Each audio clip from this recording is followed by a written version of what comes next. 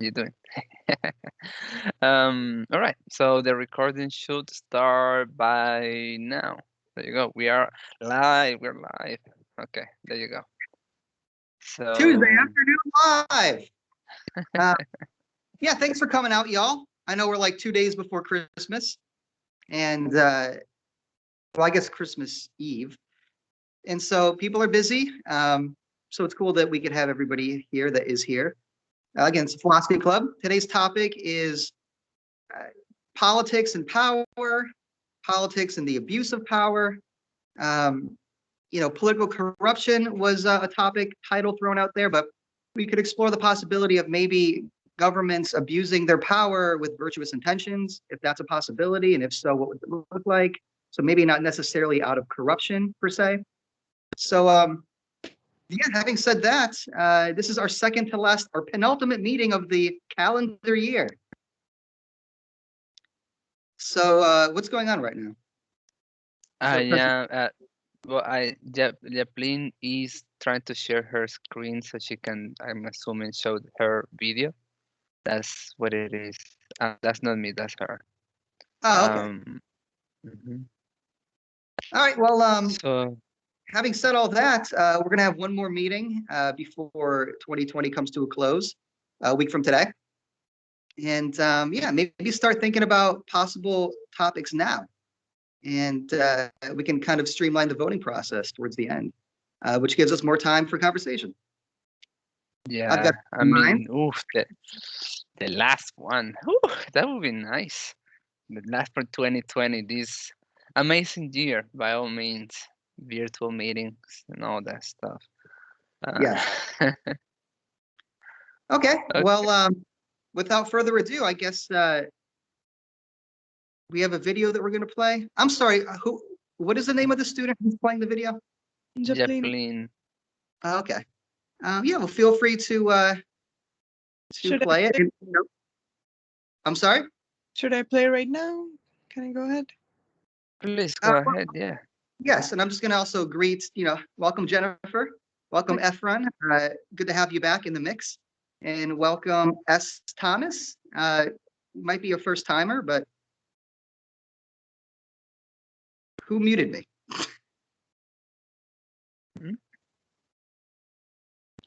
There we are. Yeah, I wanted to. I know we're excited to get into the topic, and students very excited to play the video. But just briefly, I wanted to say hello to everybody who managed to make it. Again, we have a small group today, and I wanted to shout out all the individuals and welcome. Student of mine this wintermester, W. Kadri. Nice to have you, bud. Okay, here we go. Without further ado, and Louisa Benton, nice of you to show up. And what's up, Yusha? Yusha's here in spirits as well as audio. All right. All right, so yes, Japlin, the floor is yours for us to see your video. Okay. As my screen is already shared, everyone can see it. I can see it. I mean, I can see your screen. I cannot see any video. So Okay. yeah. Not playing yet. I'm just making sure.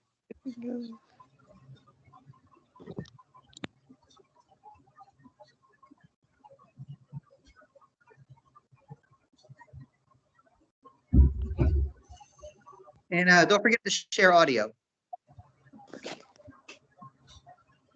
Is it the audible for everyone? I cannot. Not yet. You have to, whenever you're sharing, you have to share with audio.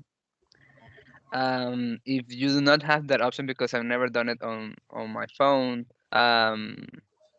you can just let me know. So you tell me the link, and I can do that for you.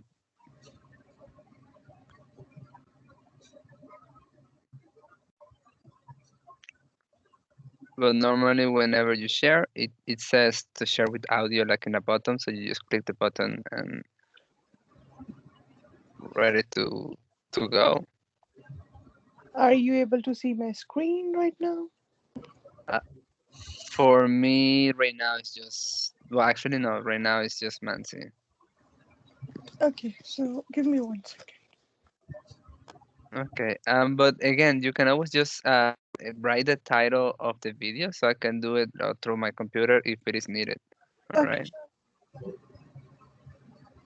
I mean, I think that could be faster. Yeah, you know what? Yeah, why don't you share the video in the chat? And then while Ferdinando's sharing the video, you can give us some background on the topic. Let me share a video in a chat. Yes, please. I saw it's on YouTube, correct? Mm-hmm. All right. So I'm already in YouTube. So what I'm supposed to type? Can you type? Give me one. Basic of Seki. Basic Seki. Uh-huh. Nah, I'm gonna need it to write it down just in case. So many similar words I can think of.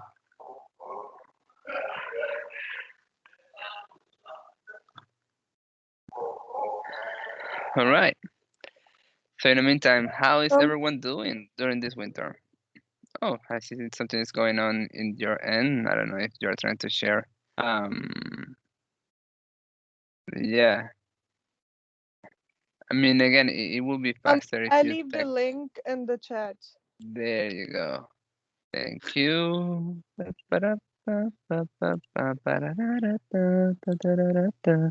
All right. So let's do this. Click, copy, click, paste. Start Um, from 111. yeah. Oh, basic of Siki. I see. Yes. And you want me to start from 111? Yeah. But Okay. before we hit play, Jacqueline, because I believe this was your topic suggestion, Mm-hmm. It can you give was. us some background on what we're going to watch? Yes. On November 2020, millions of farmers start protesting towards the law passed in India in September about the farmers that they are going to work with the private investments, which is going to be like before that they have like a minimum wage of selling their products, and now with the private it's going to be way less than the minimum wage.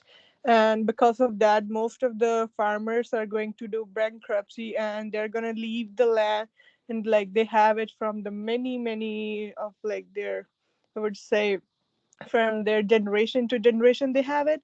And now and in India, like most of the hundred of farmers do suicide like every month because of the bankruptcy. They're losing their land.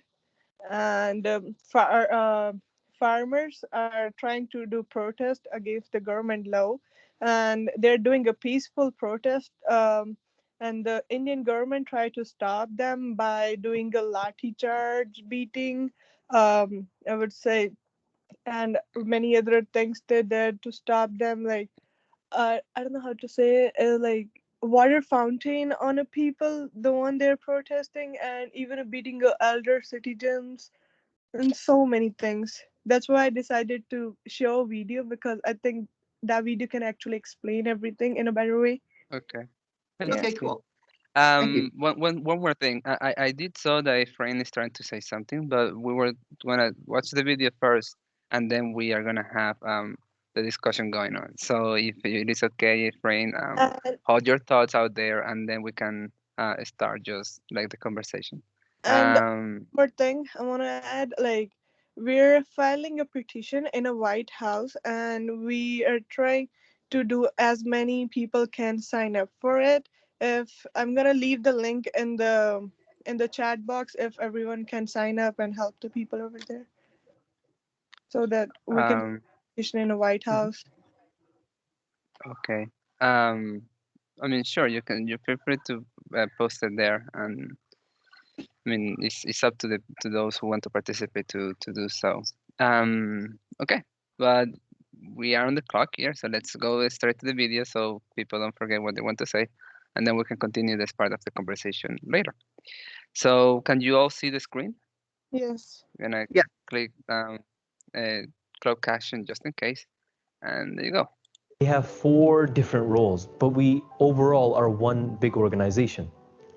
So when it comes to covering news stories and political issues, that's what our sister organization, the Sikh Press Association, or Sikh PA, does. Basically, it's a news agency and a platform for Sikhs worldwide. So make sure you stay up to date with it and the work that's being done through it, pushing Sikh stories through the mainstream media narrative. They're supported by E13 Basics of Sikhi team in everything that they do. They represent our entire organization, and they ensure that the world knows what the Sikh issues are. Now, onto the issue. Why are farmers protesting? Earlier this year, 3 new farming laws were created by the Indian government. Farmers, including millions of Sikhs, believe that these laws will lead to corporate exploitation of agriculture in India. There used to be a minimum sale price for the crops, but now they're giving the price control to private corporations who will obviously lower the buying price for their own profits. They're going to want to buy things for basically next to nothing. The farmers, they're no longer protected in the sales of these crops with a minimum sale price. This means they could be forced to sell their crops for a super unfair price, selling them for much less than the money, effort, and time that went into growing them. This situation, which can and will lead the farmers into becoming bankrupt and having to give up their land. This land that they've survived on for many generations.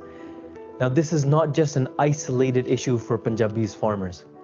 Currently, there are hundreds of farmer suicides in Punjab already every year by farmers that get into so much debt because of the exploitative system that they work in. They see no way out of it other than killing themselves. Punjab's water, which we know as the land of the 5 rivers, its water has been diverted into different regions across India. All the rivers are drying up, which the crops aren't growing, and the pollution. This list goes on. Since March, farmers have demanded talks to overturn these laws. Because they've been constantly ignored, farmers began to march towards Delhi to protest in India's parliament. Now, as I said earlier, this is not just a Sikh issue, and it is also not just a Punjab issue. These laws are impacting farmers from Uttar Pradesh, Ghazipur, Rajasthan, Haryana, and beyond. So farmers from all across India, they're taking part in this protest. The farmers, they've also rejected any political affiliation with this movement, whether it's from any party, political party, Sikh leadership organization, or other. They know that this is a basic human rights issue. And these people, they're willing to give their lives for it. They're elderly protesters who may not even be impacted by the long-term changes that these laws bring, but they know that this is a righteousness, or it's a topic about righteousness now. The people are not willing to allow themselves to be exploited by this Indian government now. At the point of making this video, the protesters are still in a standoff with the government. They've reached Delhi now, and they're sitting at the borders of the city demanding these new farming laws they be revoked. Now, by no surprise, these protesters, they've been met with brutal force, brutal violence by the India's police. They've faced lathi beatings, tear gas bombs, water cannons, and they've also been stopped along the route multiple times. And some have even been jailed, all for just peacefully protesting for their survival. Even the elderly that clearly possess no physical threat. These are parents who are parents of soldiers who have died for the country of India while serving the Indian army. Now, the biased media is misleading all of these events. They're misreporting all of these events and censoring the voice of the people on social media by banning posts and videos.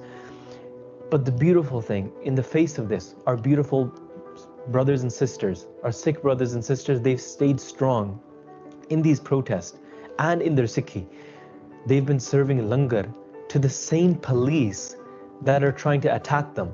By watching this, you see the history revitalizing and coming to life again of Bhai Kanhaiya Ji, of seeing God's light within everybody and serving humanity, no matter even if they appear to be your enemy. That's what true Sikhi is about.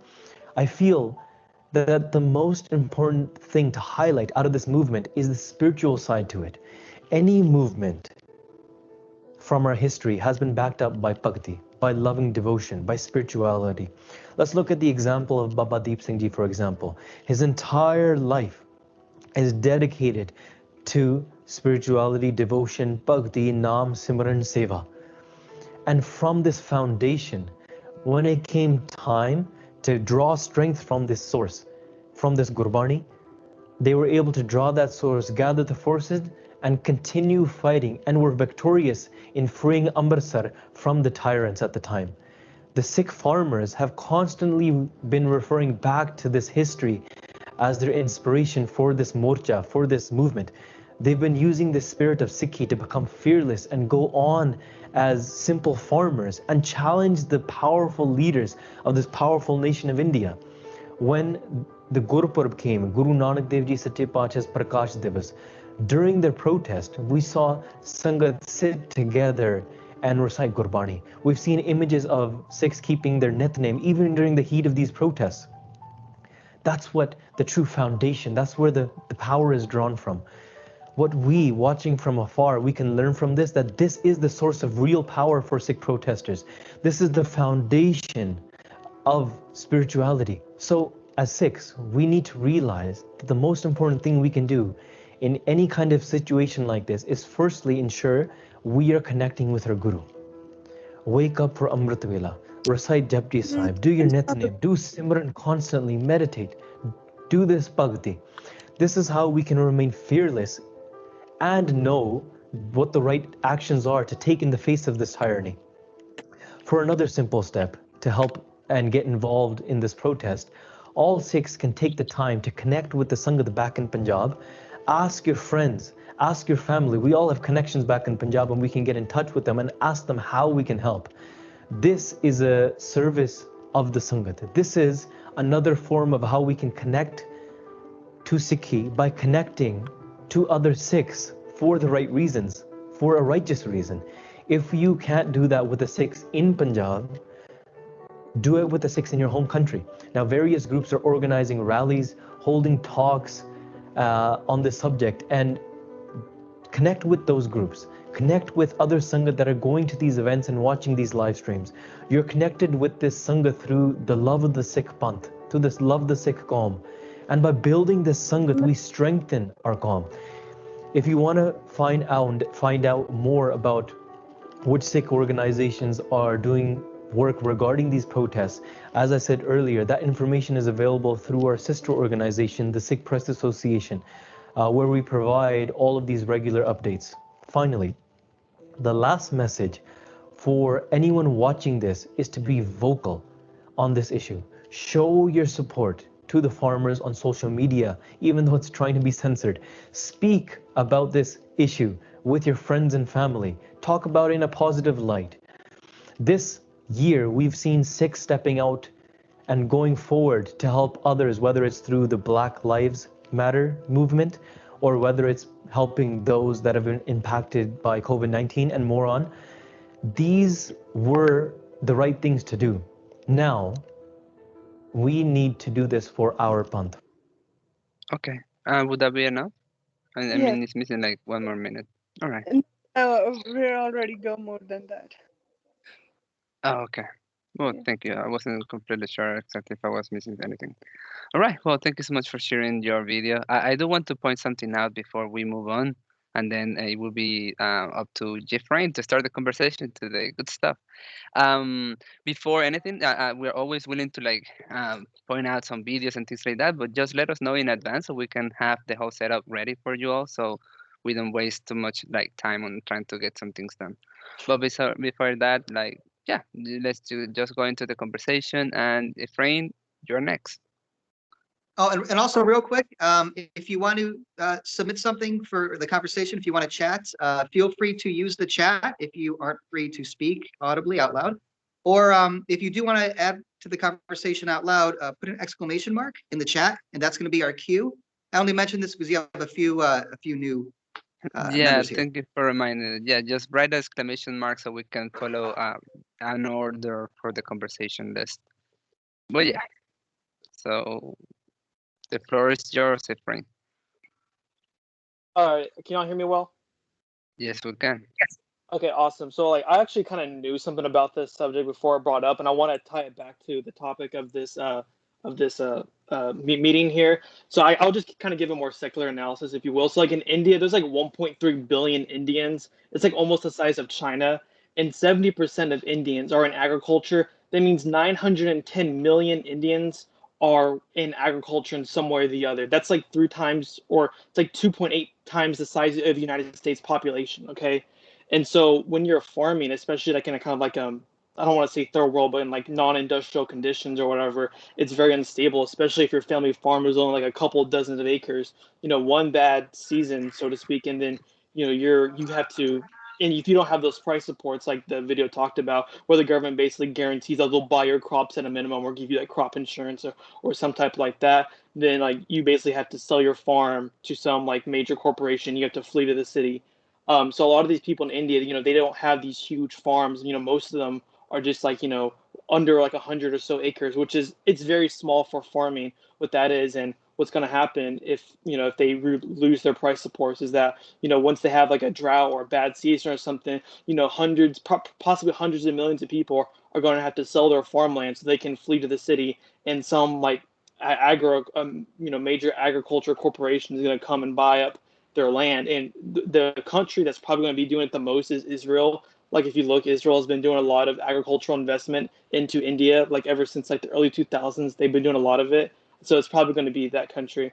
But going back to kind of tying this into what the topic of this meeting here is that we're supposed to be talking about like kind of like government authority and what the government is supposed to do or whatnot. But if we look at kind of like the traditional kind of like Western view, if you will, view of government, it's seen as various like the government is either doing something or it's not doing something. So in a way, the kind of like classical liberal or libertarian view of this would be that the government is being oppressive or authoritarian when it has the price supports in place, and that by removing the price supports, the government is doing less by not doing something, and therefore is becoming more free. But my question is, would be, tying it back to this topic, is like freedom from what? It's like the classical liberal libertarian Western view is that freedom is just the government not doing stuff. But for a lot of other people, and kind of like a just different view or what different way to think about it is like, what do we want to have freedom of? Like, I'm pretty sure a lot of these Indian farmers want to be able to freely farm and engage in their like something that their families have probably been doing for tens of generations. So I'm just trying to say here and to wrap it up. My point is that we can't. I don't think we can just see kind of government authority merely as the government doing stuff or the government not doing stuff. Because I think sometimes the government not doing stuff, to use that language, is actually can be sometimes more oppressive than when they actually do things. Okay. Mhm. Yes. Oh, you want to say something, please? Yes. I will say like from the time we have a prime minister as a Mr. Modi, he already sold our most of the, I would say, the biggest company, like investment companies we have in India. He already sell all of them, right? And now he's like literally targeting the Indian land. Like he already mentioned, there is like a large number of people who are in the agriculture field, right? So he's trying to take over on their lands, which is why the people are like curious about right now, like what is going to be happening in the future. Even though you see like we can protest in a let's say we can have a nice protest, right, in a calm way. But Indian government is not letting to do that. Even you see in the video how they were like trying to stop a number of people, and they're like keep on targeting a one society in India is Sikhs, right? And which is like basically I am from, and in even in the past in 1984, they were like Sikhs were kidnapped by the government in India. They were assassinating like in a very bad way. People were killed by the government, and now they're targeting them as a terrorist. But I would say like by just demanding their own rights, they're telling them they are a terrorist. And uh, even the media over India is too much biased. They keep on using the word mislead, that the people of the farmers of India are being misled by the Sikhs. But I would say what about the other states? Farmers are also coming into the protest and trying to join in, and they also want their freedom. I stopped hearing this. So is that all you needed to say? Yeah. Okay. So like I'm gonna open up a little bit more the conversation because even though it all this is amazing stuff, I also want to feel others that they can also like participate because for example if they are not too knowledgeable about the whole situation that is happening in India, they may feel like cohorted of like expressing themselves. So like something that I do have to say is like some of the patterns that I'm looking at, and at least I'm hearing is as a friend sometimes also mentioned, and he's also saying that sometimes yeah you do things and that is it could be some sort of like abuse of power, but sometimes abuse of power is also lack of action. Correct. So like if we use that as some type of template, we can apply these examples not just with what is happening in India, but we are all experiencing either here in the United States or just in your own country, wherever you are from.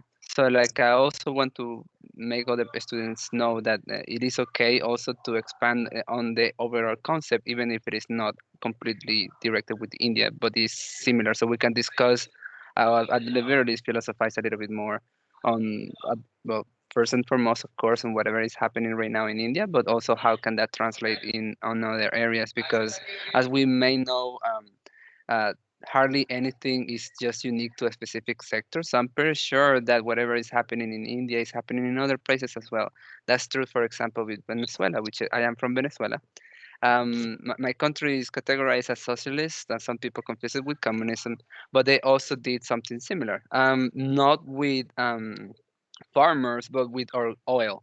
Venezuela is the country with the most reserve of oil, and the way it went through, even though since it already passed, is that they start like making this whole idea that the oil is for the people, and then they kind of like like remove the oil from the private sector, and then they say that they want to give it to the people, but then they really just directed it as they seem fit, which is really an abuse of power because it did, for example, remove the hard work that some people use so they can profit from it, so they can then profit from the government, and then it really stood just by um, how they expected the whole country to go. So whether we can say it is good or not, it's really up to the audience right now to debate on it because some good things did came from it. Like for example, free education came from it. Also, free health came from it, but the benefits were more like short term, and the long term it ended up affecting even more. So we can try to see on the consequences of also start using your power without actually making other people be a little bit more like active on the decision that are being happening because well the president ended up having like 16 years of power without nobody even like challenging. But I see yeah, Efrain is next, so I give the floor back to you.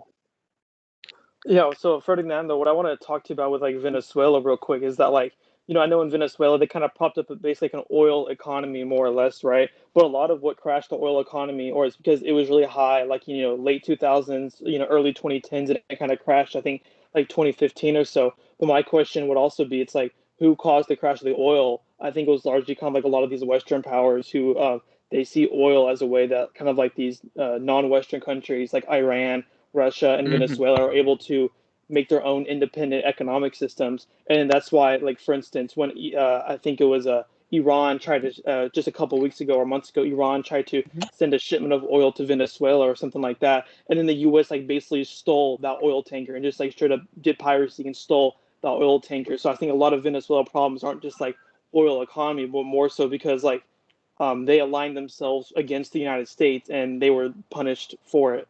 Like a lot of these Western countries Hmm. like, try to sanction them and do things like that. Not so much because of socialism, but because Hmm. the United States told countries you're not allowed to be part. You're not allowed to trade with Venezuela anymore.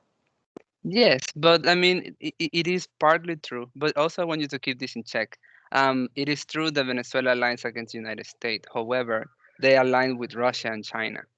So they do have a lot of interaction between each other. So what they don't do to the United States, they give it to Russia and China.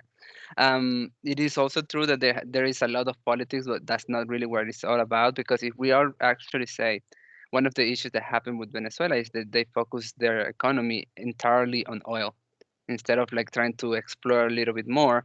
And also the people get so used to this type of economy that whenever you gave them land, to work on it, they didn't really wanted to work the land because they see themselves as a oil-based economy, and they didn't really appreciate more the what I guess is a difference from India, the farm thing and like kind of like working the land because we have plenty of like resources to work in the area, but we don't really have the culture of like seeing those works as valuable as other countries could value them.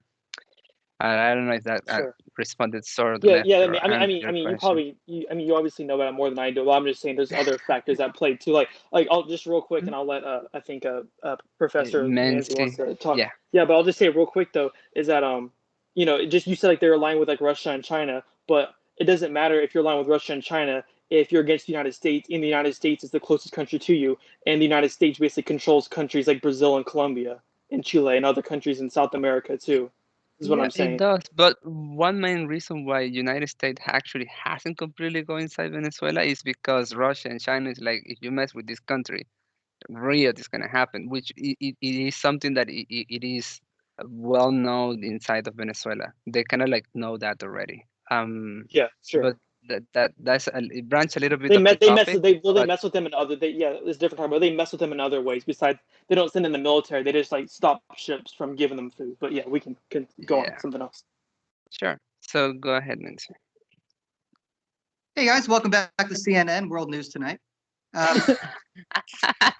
that's I think it's fantastic. Well, actually, you know what? Before I begin, you are in front of me in line, right? And then you had to. Did you want to contribute something real quick, and then we could circle back to me? True. Sure. Thanks. Thanks for that, Professor. I was going to chime in on a couple of other laws that are abusive of power, but not only in terms of politics, but also in religion. Because, as most of you know, I work full time I partner with a law firm in downtown Dallas, and we do a lot of immigration stuff. So for them, I filed their asylum claims, and what most of them are filing on the basis of is let me actually get the name right for that. It's the Indian Citizenship Act of 2019. Well, the initial act was already out and published since 1955, if I have my numbers correct, and then it was amended back in 2019.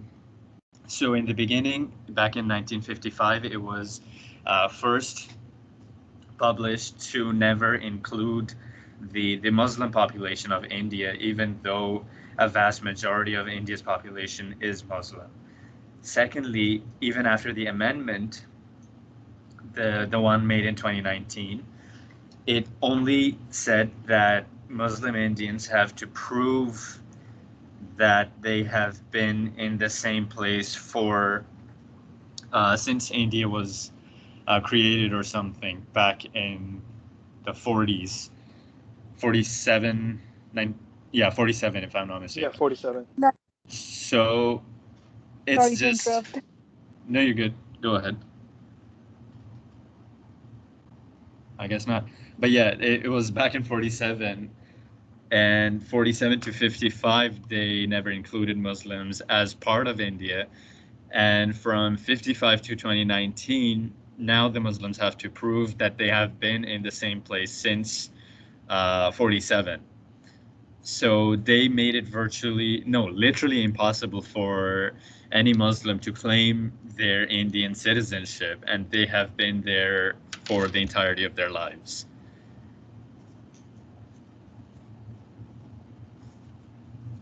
And another example that I have of governments abusing their power is the FICA tax in the United States, which we also love.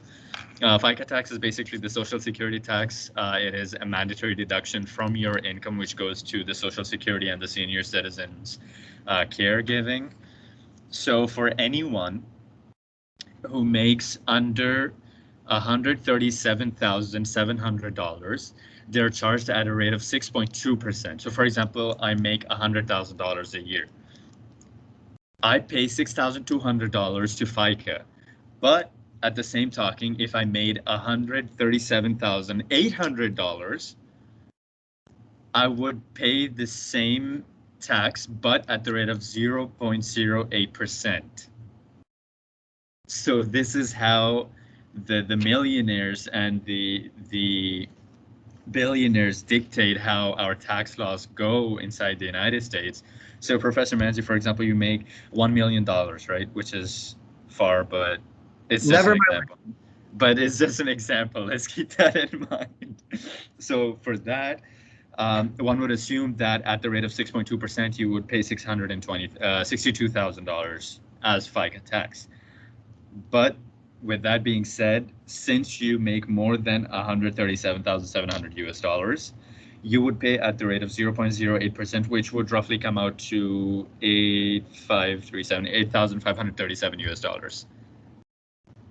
Even though you make much more than a person who makes $100,000. But at the end of the day, you end up paying almost the same in taxes. Right. Yeah. Interesting. Yeah. That's very interesting. I do want to say something before Nancy goes in. I see your hand recent, Japlin. I know that you want to participate. Is it okay if you just type the exclamation mark so we can have the order? Yes, And sorry. yeah, sorry about interrupting, Nancy. Go ahead, please. Yeah, no worries. Again, before I proceed though, Japlin, if you had like a direct response to Yusha, I'll let you cut in front of me, so you don't like forget it or whatever. Oh. That's fine. You can go ahead. Go up. Oh, It's never mind. exclamation mark just in case that's a question mark. Oh, That's funny. Don't worry, okay. but I would take it. Okay, go Yeah, ahead.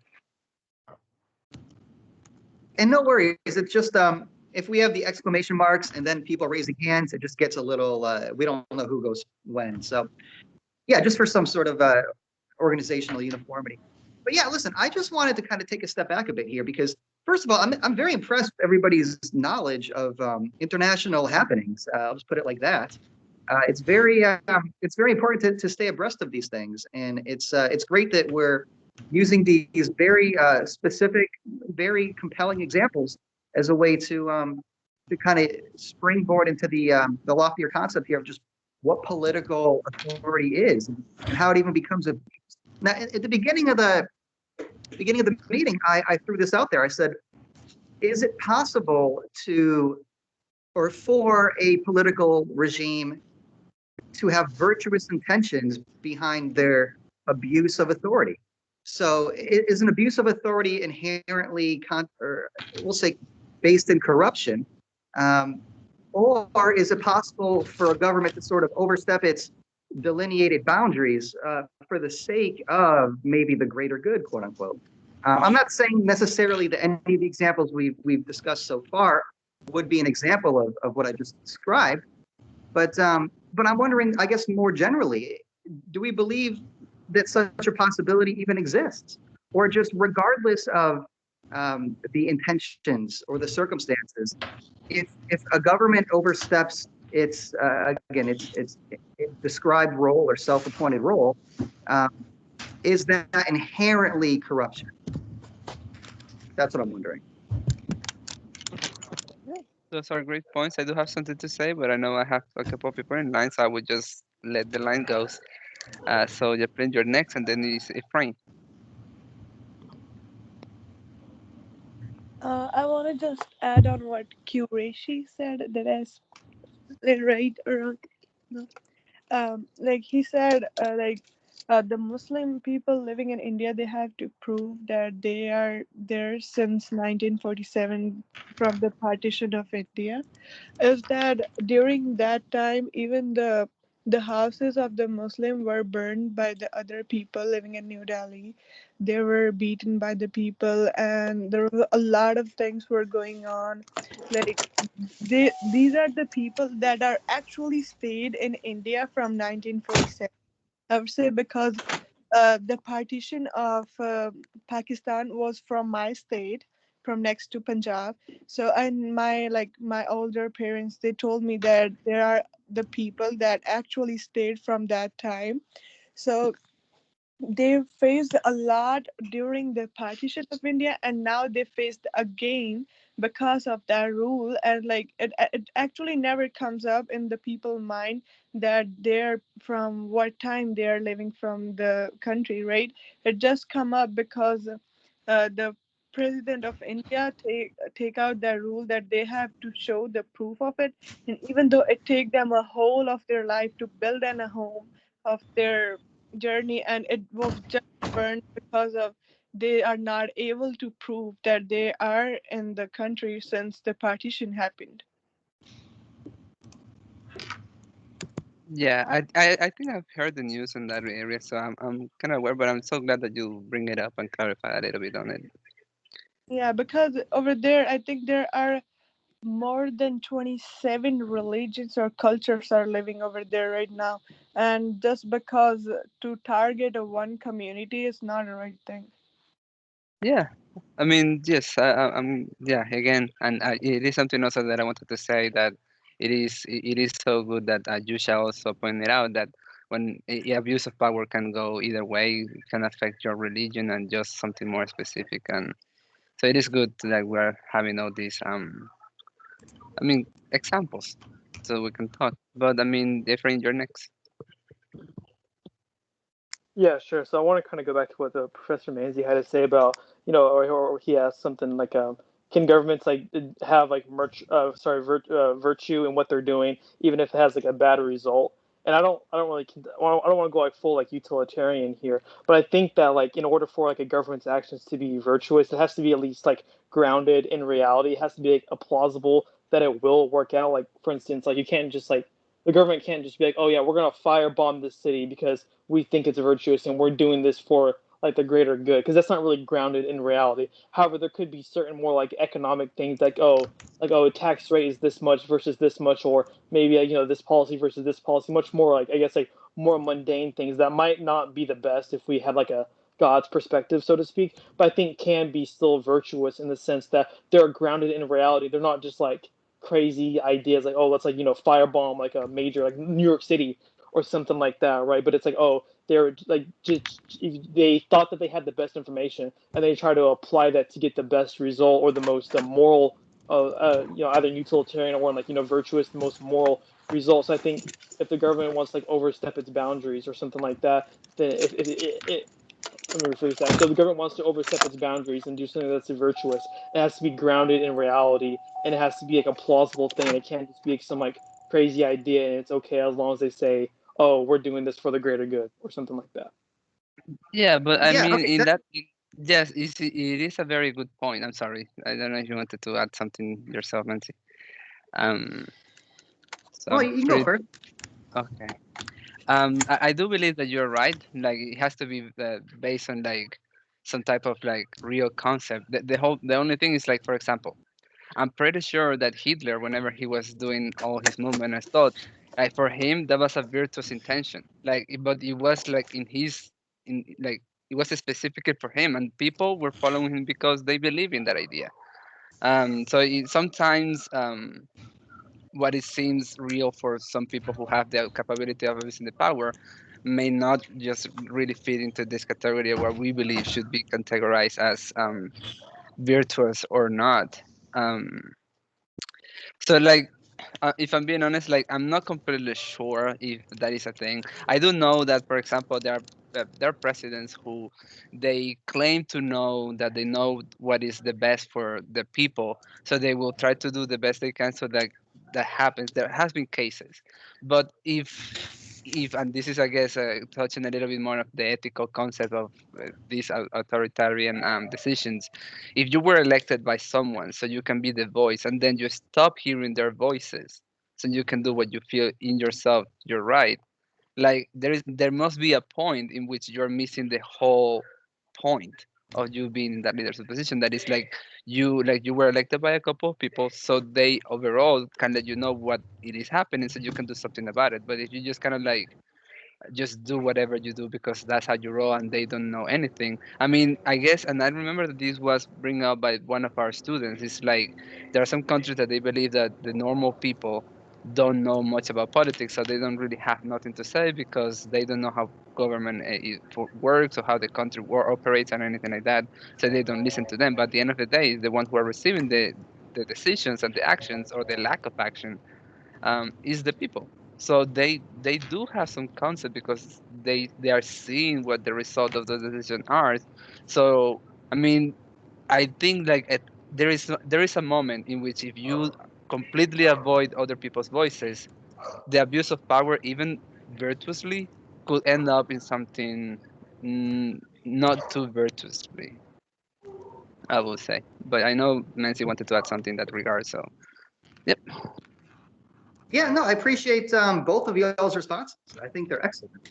Yeah, I guess what this is kind of leading towards is again an even broader question, because if we're going to talk about the government's abuse of power, well then the question becomes what precisely is the scope of that power, which begs the further question: what is the responsibility of the government? What is the government's domain, so to speak? What is its role?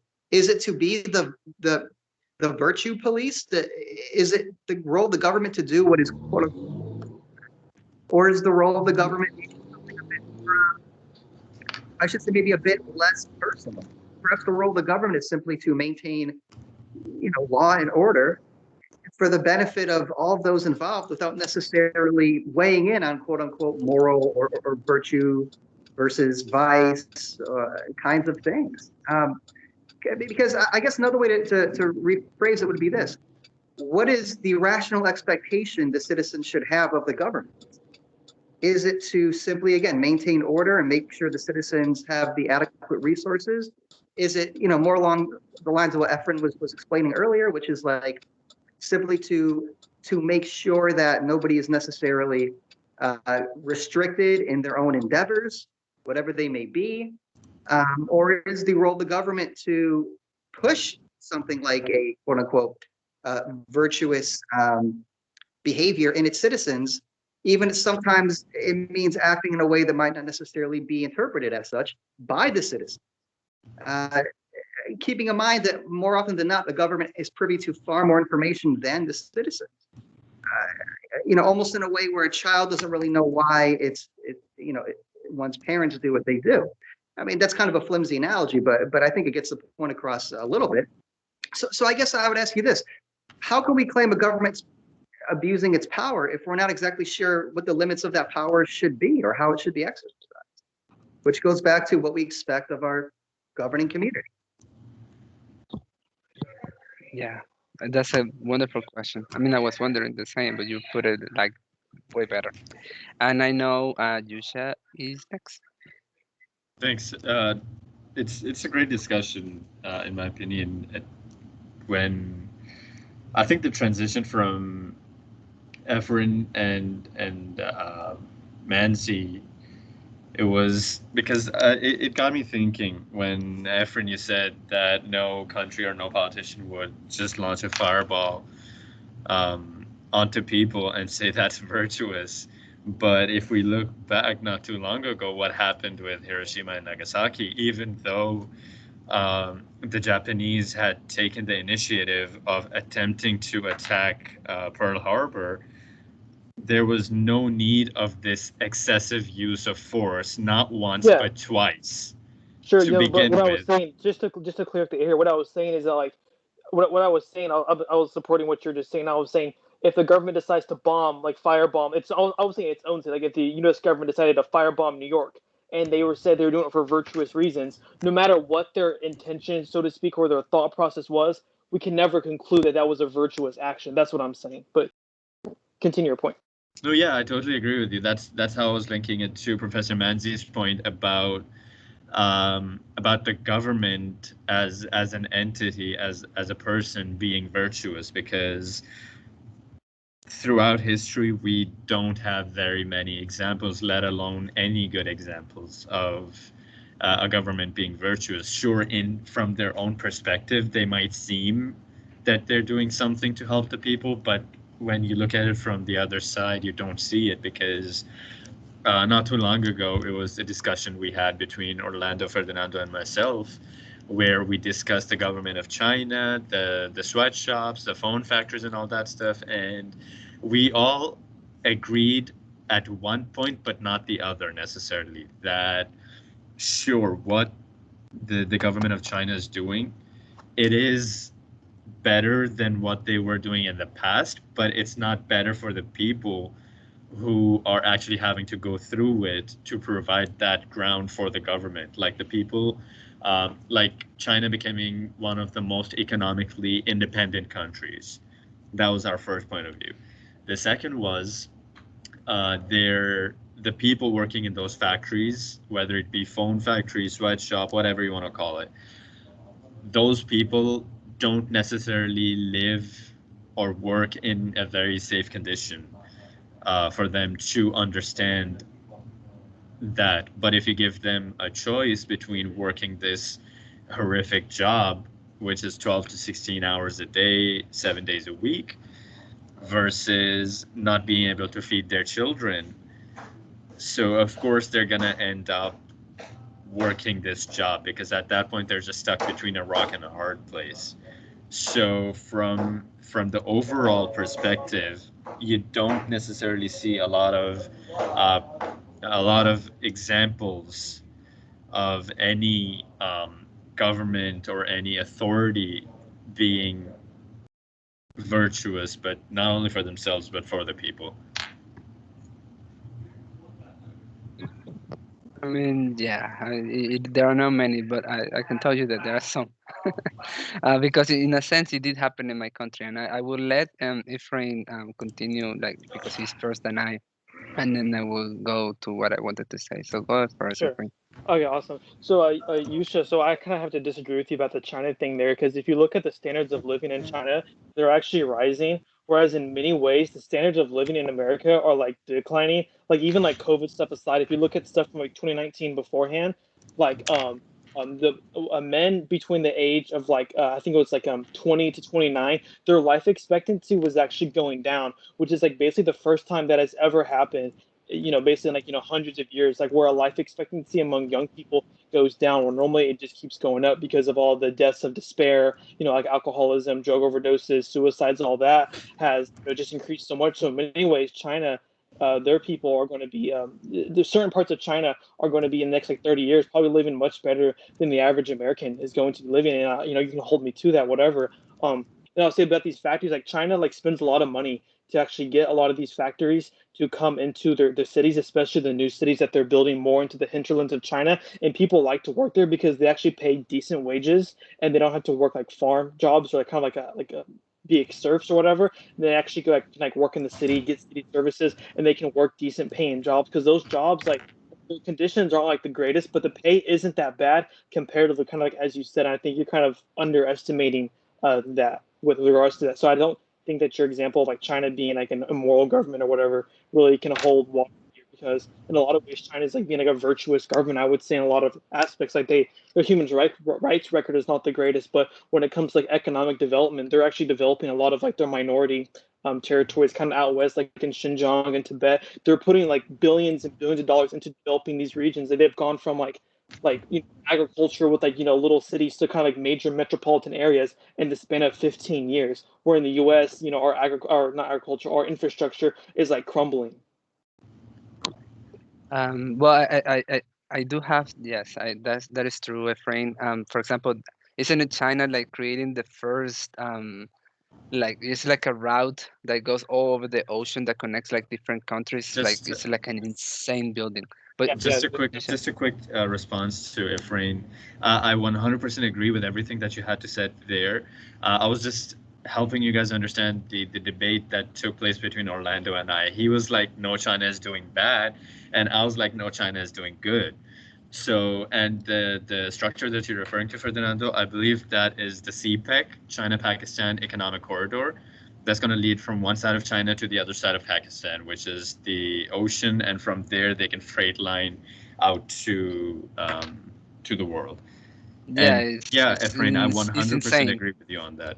That Yeah, China is and doing much better than sorry. any other given country, especially in the Yeah, short time that they have had to come out of what they were and into the new world. Yeah, I mean, I think like I guess it, to some extent China could be like a very good example of the topic that we're discussing because it is true that economically they are doing well. I mean, they are creating like Efrain said, million of like improvements, and they're economically they are rising and all this stuff to the point that they are indeed some sort of like uh, I wouldn't say challenge, but they are out there against the United States for sure. In the future, they might surpass the United States. It seems like that's the trend so far. Um, However, they also it doesn't come free of charge. Like most of the ways that they achieve those things are not really virtuously.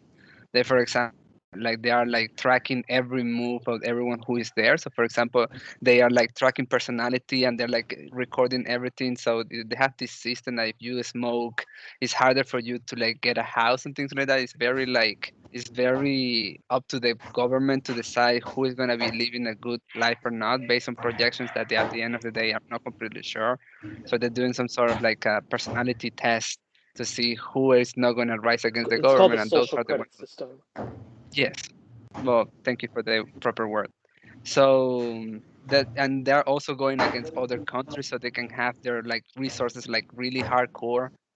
So I think that China is like actually a very good example also. Beside what, of course, installed the whole communication India to debate whether these actions actually could be seen as I mean it is an abuse of power, but is it really virtuous? Can we actually say that is for the good of the people, even though many are suffering because of it? I mean, I guess like to some extent, no matter what you do, somebody's gonna suffer. Um, but is it? I guess I'm not completely sure if the question would be: is it really worth it to be suppressing people's decisions of like trying to manage the government or the nation to a different route? Even though some of them are actually seeing a lot of benefits from it. And I'm also talking about this area because, as I mentioned, in some way it did happen to my country that um, the president before the one who is actually here, like he had good intentions. Like don't get me wrong, and if for a moment of time, for a short period of time, it was working. But the point is like there was a moment where like the mentality was like he's right, that then the changes that were coming from he being right, it erases other issues that then stop being seen. So there was a moment that, yes, granted there was an improvement, but then there wasn't. So like the beginning could be virtuously but ended up being something not virtuously. So like let's say like I guess I'm trying to explore whether like it could be really an abuse of power in the name of virtue that could be sustainable through time. Because it seems like sometimes it does work, but there is a moment where like you lose sense of reality because what you're creating, like you were basing it on to something that is not there anymore, but you keep just developing into something without really taking into consideration others because you're just focusing on using the much of power that you have amassed so you can deliver something that you maybe lose the goal of why you were there to begin with. Um, but yes, I know the Men's is next. I'm not completely sure if he wants to like add something different, follow up from that, or whatnot. Yeah, I'm gonna pivot to follow up from that. Yeah, again, this idea of I guess what we're all talking about here is that we do have expectations, regardless of the society, uh, and regardless of that society's government.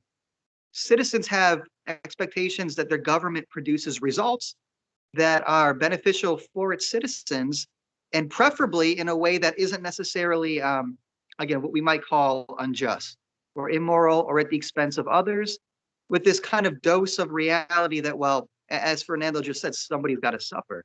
Um, I mean, I really like the example of China. I think we can kind of get some mileage out of that. I also, again, I don't want to make Jacqueline think that we're not going to circle back around to her example at some point. I'm happy to go back and talk about that as well. But also, I mean, again, going back to the example of, depending on whether or not you smoke, do you get certain privileges more easily accessible, that sort of thing. I mean, that's the question. Is that in fact a something that we should rationally expect the government to be in charge of, because we could see that it is beneficial and again, as Efren was saying, China has a lot of tangible results to back up some of its decisions in terms of the economic development. Or is that crossing a line? Or is it more, again, based upon the results? If we're seeing the results that we like as citizens, can we then say, well, okay, then we're okay with the decisions the government made? But while they're making them at the time, we kind of hold it in abeyance and be like, well, let's see how this turns out, and then we can decide. Or is being a responsible citizen come down to questioning the intentions of the government, regardless of the results, to the point where, again, we can say, well, I mean, perhaps, oh, cool, thank you. Perhaps the results shouldn't matter as much as maybe we're kind of discussing them, which is to say that, again, it all goes back to that original point of what are the expectations of the government, and maybe in answering that question, we can determine what its power scope should be, and then thereby decide whether or not it's abusing. Yeah, good stuff. Good stuff. Just if you wonder, by the way, I just saw the chat. Japlin is putting out there the petition in case that you want to support the whole process that is happening in the White House. All right, but Efrain, I see that you're next. So what I will say is, like, all societies are planning. The only question is who does the planning. In China, the government and the Communist Party does the planning. In America, it's the government alongside the corporation. So in China, if you smoke, you might have a harder time getting a loan.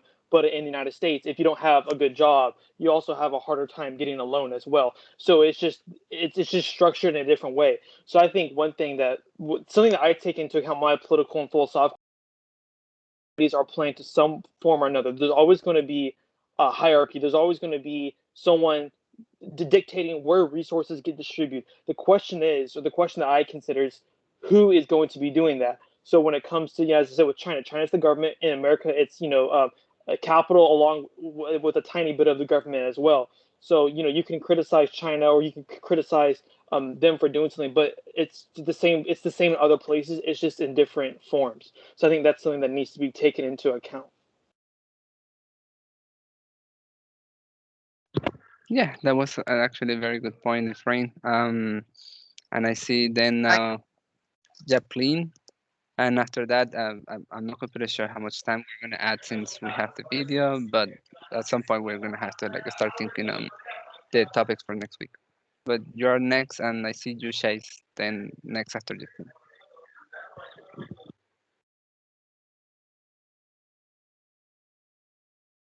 I cannot hear you. There you go. I think I can start hearing you. Yeah. Then it's my turn, right?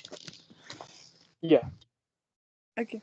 So I leave the link in the chat box. When we simply click on that, it comes up sign up, and we're gonna fill the first name, last name, and the email, and that way we can sign on it, and then we're gonna get an email back as a confirmation email. So we need to confirm our email by going to our email. That way, we can help people to file a petition against the Indian government. Right now, we have around 88,745, but we need 100,000. So, if everyone can help me out with that, that would be great.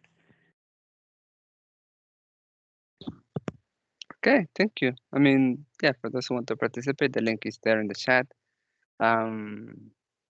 Yeah, thank you so much for sharing that information. Yusha, you're next. Let me unmute myself. There we go. So, where do I even begin? I'm just kidding. What's it called? The abuse of powers, and I think it should be the other way around, because we're in democracy, or in reality, any form of government, it is the people who pick their leader, whether it be a monarchy, a kingdom, or a democracy, or anything in between. So I'm gonna come back. I see the confusion on your face, Professor. I'm gonna come back to that. I promise. So, since the people pick the leaders, they're the ones who should set a precedent of what we as the people expect from those in the position of in that position. And why I say people are the ones who select, because in democracy it's pretty simple. Your vote is your voice. You select who wins, who loses. In the monarchy and in a kingdom, sure, you cannot directly select who your leader is, but if enough people do not do or do something, the government eventually comes back down to their knees. So, for example, take Saudi Arabia, right? They had the strictest laws, the most strict laws when it came to women driving. Because I used to live there, that's how I know. And when enough women started driving, regardless of what the rules say, now if you look at it, they have women drivers, whether it be for Uber, Careem, Lyft, personal leisure, whatever, but they have women driving there because the people said, no, we want to drive and we are going to drive whether you allow it or not.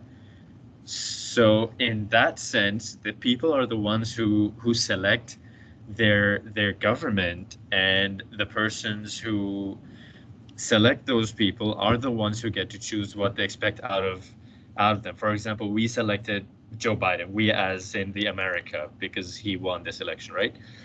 So as soon as he steps into his office on January 11th, if I'm not mistaken, he takes the seat. So there are certain expectations that people have of him. For example, he promised the healthcare, he promised the vaccine. I think within the first 100 days, he's gonna get 100,000 vaccines or something like that. So that was my main point. And the secondary point where the government does extremely abuse its power is not too long ago. I think it was December 22nd. Yeah, it was today. No, it felt like a long time ago. But anyways, December 22nd, 2020, a young female journalist was killed in Canada because supposedly she had done a story on the humanitarian rights and how they are not being protected in Pakistan. So there has to be tremendous government involvement of how the Pakistani government first came to know of her whereabouts in Canada. Secondly, she was allowed by the Canadian government to be killed by someone representing the Pakistani government. And that is how the governments link with each other to to to commit these kind of crimes. Even if you look at Edward Snowden, why do you think he chose a country as rough as Russia to seek asylum in when he leaked all those documents, Edward Snowden from the CIA? He stole those documents, he published them, and he ran off to Russia. Why? Because the United States and the Russians never had even a friendly relationship. And if you look at it, it works out best in his favor that the governments don't agree with each other.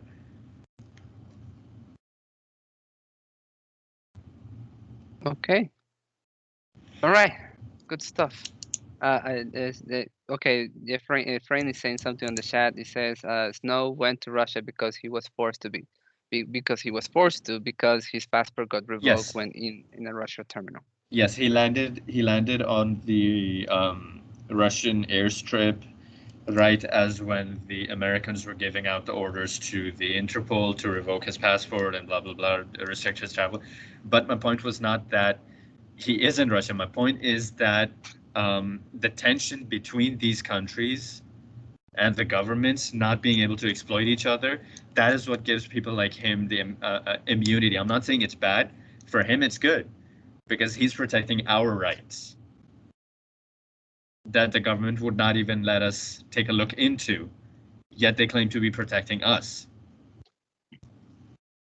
Yeah, I think I understand your point. It's like it's some sort of uh, See, it's like this. It's like this. I have something in this hypocrisy, box. I guess In is this the box, word I I have was looking something into it. that can cure cancer, right? But you cannot see what's inside the box. It is mine. I can protect you, but you cannot know what's inside the box. That's what the entire game is.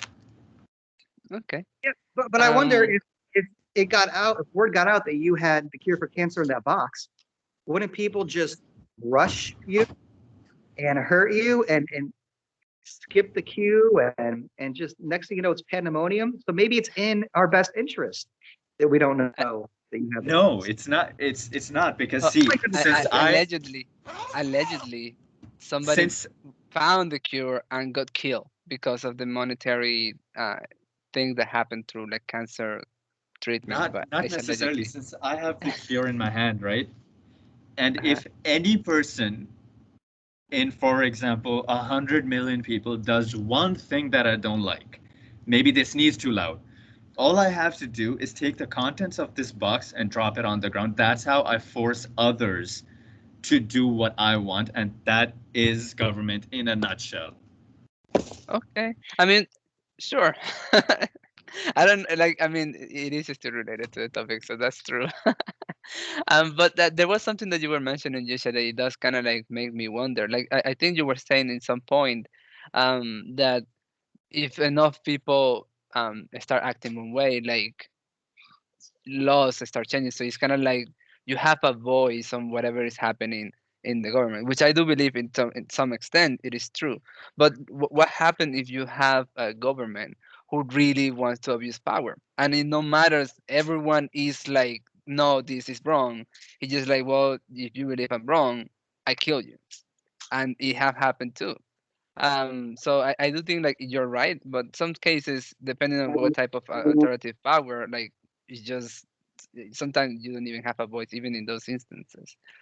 Um, but yeah, I don't know if we are getting too long because again for the video, I did saw a frame is wanted to say something more. I think like after a frame, maybe we should start like looking into the topics so we don't like Okay, expand too I'll make it much. quick. Sure. So I just want to confirm what you just said. Like the government is force. Like the government is nothing but force. Like the government's job is like even read like certain people back in the day. They said government is the monopoly control of violence or of force. You know, the government at the end of the day is the reason you pay taxes is because if you don't, you're going to be killed by the government. Like straight up, that's pretty much why. You know, they'll throw you to a jail if you resist being sent to jail. They'll come into your house and shoot you and your dog in the middle of the night. That's what government is. And the question is whether or not we are okay with that. And I know that's just the truth. We don't. There's no need for euphemism, which often happens in the past 100 years. It's been nothing but euphemism about the government is supposed to be this, and no. The government, fundamentally, it's force. It's a group of people having force over a geographical area and wielding power and shooting you if you disagree. Essentially, right? So I just think that we have to be okay with that. I think that is, if kind of wrap it up with the topic, I think that is government's role is to be the arbiters, be the final arbiter who's able to use force within a defined or mostly defined geographic area. And I think the question is, as kind of citizens or people of the nation, so to speak, is that what should they do with their ability to use force? So I'll just leave it there.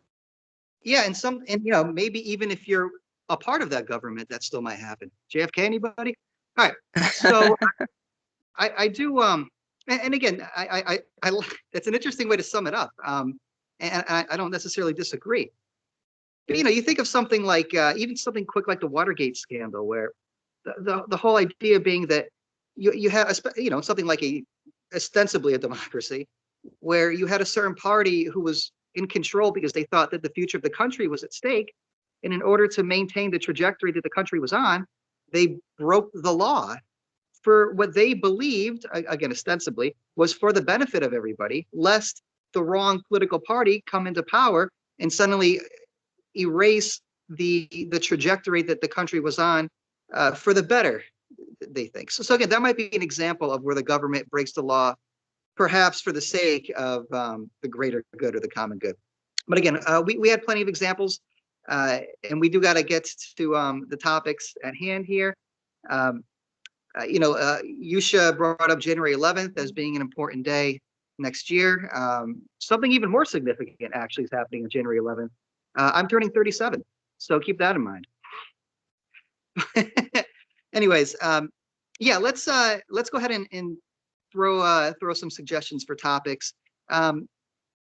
Again, so the way we do it for those who are new is, again, we kind of pitch ideas here, and Ferdinando kind of writes them down in the chat and designates a number, and then you vote by putting the number in the chat. I have a suggestion, and again, trying to keep it timely, because again, the next meeting will be just a few days before New Year's Eve. I don't know if it's still a common thing anymore, but New Year's resolutions used to be kind of a big deal back in the day. And so maybe we could talk about what a personal resolution is. It relates back to, again, identity stuff that we've been talking about all semester. Other topics I've thrown out were, the sacred, kind of part of the holiday season. What is that? So yeah, those are my two suggestions. I'm throwing out two because we got a small audience today. Feel free to suggest. Yeah. Yes. By the way, Rory, he already, even though he didn't participate today, he already pitched one possible topic for the meeting, which is, and I'm just gonna read what he wrote.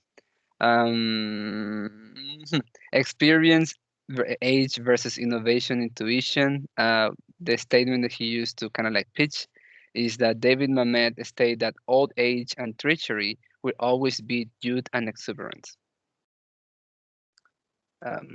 So that's his proposal. I'm just gonna copy that, and I'm gonna copy that in the chat, and feel free also to suggest other points. I see Wait, you just can you say said. that again, Ferdinando? I couldn't really hear you there. Yeah, Oh, I'm so sorry. Yeah. Yes, sure.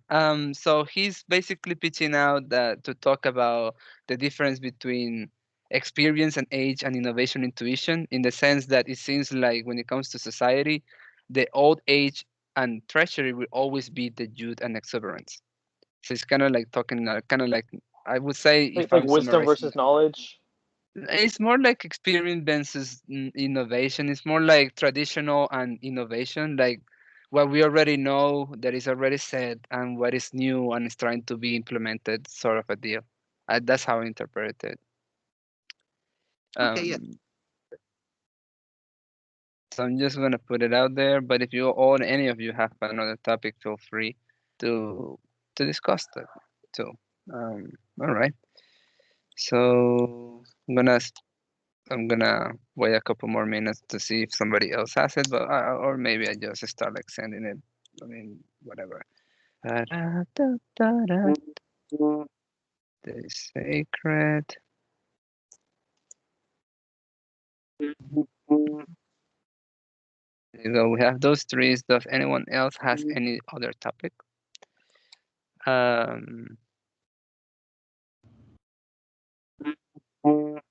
Oh, Joplin already wants to go 3. She doesn't even play this around. It's like, I don't care any about Nancy. Let's go straight into what Nancy did not pick. That's interesting. There you go.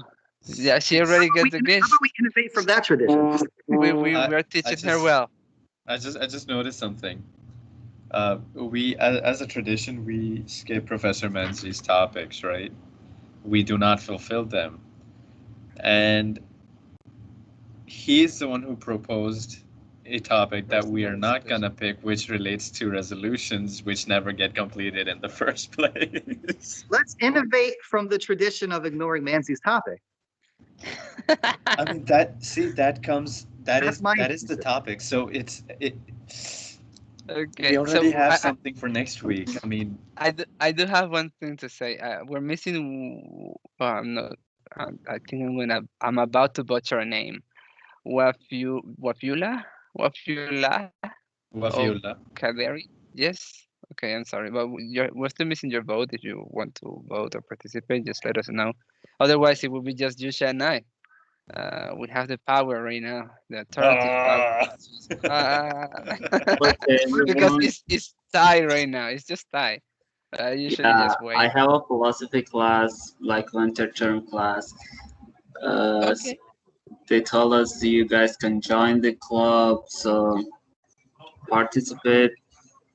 And then I've been here since like 1.5 hours. No, we understand that. What we're trying to say is that we're electing the topic that we're gonna be discussing next week. So Next week. Okay. we're So, voting on them, but we need your vote. That's pretty much what we're trying okay. to say. So what are the topics?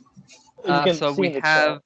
it's in the chat. It is you just have to type number 1 for personal resolutions, number Mm-hmm. 2 for the sacred, or number 3 for experience versus innovation. Yeah, just type 1 into the chat. You're good. I'll do with number 1. Abuse of power. TikTok. Abuse of power. Oh my god. Okay, so It's 1 for the is winning. greater good. It's for the It's greater for good. the, of course, it's for the Can greater I good, change of my course. vote? Ferdinando, you can go first. I changed one. Okay. Oh look, oh the doggy. Oh, Japlin just changed her vote. Oh my god. How the Uh, turntables. okay, I'll settle I think it's this. already set. It's Ferdinando, now we're already depending on set. you. No, Now it's we already depend on you. set. It's already set. It's already The set. fix is in. Because we have three.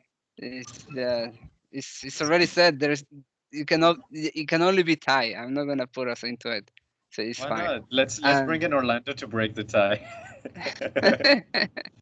Watch him struggle with that.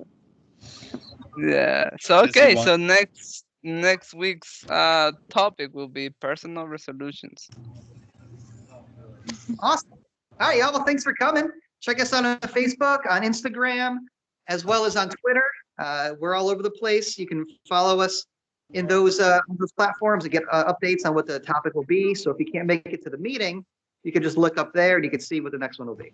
Real quick, before you guys go, Kaderi, if you're here for your professor's class with like extra credit and that, just let Professor Menzi know through personal message, and he'll get in touch with your professor and let them know that you attended today's meeting. Okay. Who should I contact? Professor Menzi, Jeff Menzi. No, yeah, you're Or good. I think you can just take a screenshot and upload it on an eCampus. Yeah, but this is the thing. Like his professor is already here, so he knows he's here.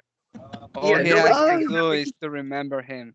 His professor is Mansi, so he's already Oh, here. yeah. It's like And well, the other thing is this: because we're on Teams, any Uh-huh. professor can just join our Teams page and they can navigate towards Like whatever the this. they can take.